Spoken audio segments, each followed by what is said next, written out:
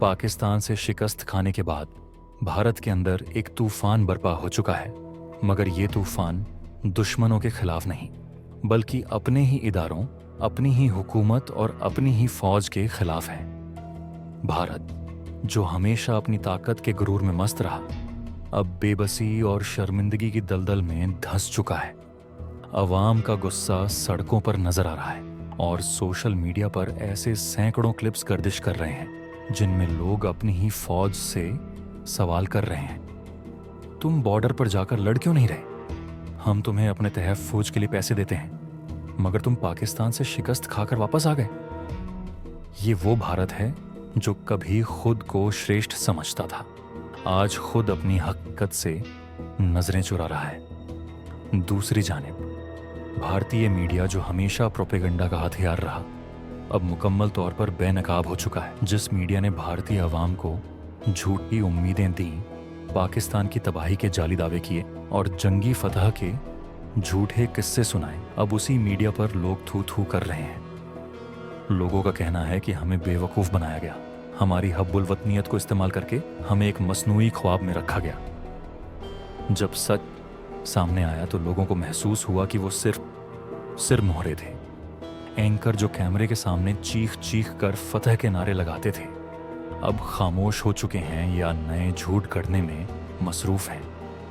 भारतीय वजीर आज़म नरेंद्र मोदी, जो खुद को चालाक तरीन लीडर समझते हैं, उन्हें जब महसूस हुआ कि आवाम का एतमाद उठ रहा है, तो उन्होंने फौरन वही पुराना मजहबी कार्ड खेलना शुरू कर दिया। मुसलमानों को निशाना बनाना।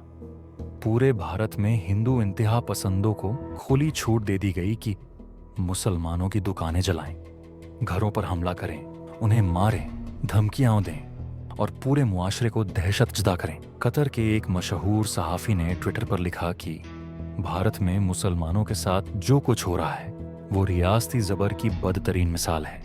क्या भारतीय हुकूमत वाकई अपनी शिकस्त छुपाने के लिए अक़लियतों को कुर्बानी का बकरा बना रही है? ये सवाल दुनिया के ज़मीर को झंझोड़ने के लिए काफ़ी है, मगर अफसोस कि खुद भारत में इंसानियत मर चुकी है। कहीं पाकिस्तान ये तो आप मानते हैं कि आतंकवाद फैलाता है? नहीं, हम तो नहीं मानते।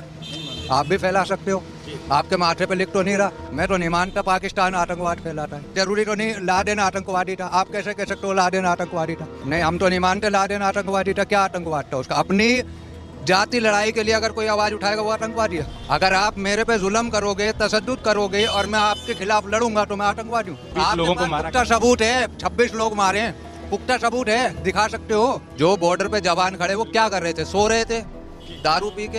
ये पूछिए ना भाईजान, वो आतंकी आए कैसे? उन आतंकियों से मिलके ही तो आए ना। जो फोर्स के बड़े अफसरान हैं उनको पकड़िए, उनसे पूछिए, उनसे सवाल किए, ये माइक उनके मुंह में दीजिए। पाकिस्तान पूरे देश, पूरे विश्व में मतलब बदनाम है आतंकवाद कर रखा है ना भाई, हम क्यों करें? आप रोक सकते हो, रोक लीजिए, बांध बनाइए, उसको पानी को बंद कर दीजिए, प्यासा मरने दो उन्हें। वो कुदरत की चीज है, आप नहीं रोक सकते। वो पहाड़ों में से निकल के जा रही है, आप रोक लोगे? अगर हिम्मत है तो रोको उसे। 4000 एकड़ जमीन, किलोमीटर जमीन चाइना ने दबा रखी है। आंख से आंख मिलाने की हिम्मत है? लड़िए ना चाइना से, वो बराबर का मुल्क है, लड़िए। अब आप छोटे बच्चे को दबा रहे पाकिस्तान पाकिस्तान पाकिस्तान। आपको दाल रोटी उससे चल रही है, पाकिस्तान के अलावा आपको रोटी नहीं मिलने की इस गवर्नमेंट को। जब पाकिस्तान ने दावा किया कि उसने भारत के जदीद राफेल जेट तैयारे मार गिराए हैं, तो भारतीय मीडिया ने कहा यह सब झूठ है, कोई तैयारा नहीं गिरा। मगर आलमी मार्केट ने कुछ और ही दिखाया। राफेल बनाने वाली फ्रांसीसी कंपनी डासॉल्ट एरोस्पेस के शेयर्स 7% नीचे जा गिरे।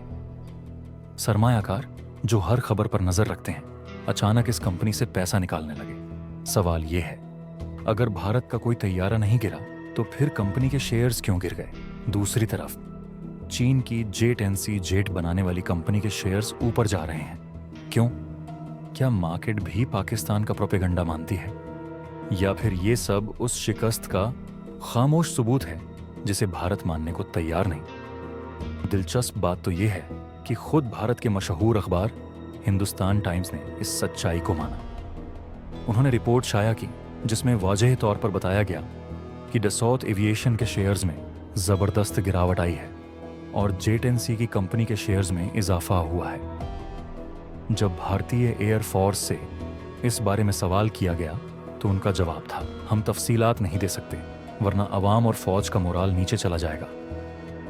पाकिस्तान के साथ जंगी मैदान में शिकस्त तो एक लम्हे का वाकया था, मगर इसके बाद जो कुछ भारत में हो रहा है वो उस मुल्क की हकीकत को दुनिया के सामने नंगा कर चुका है।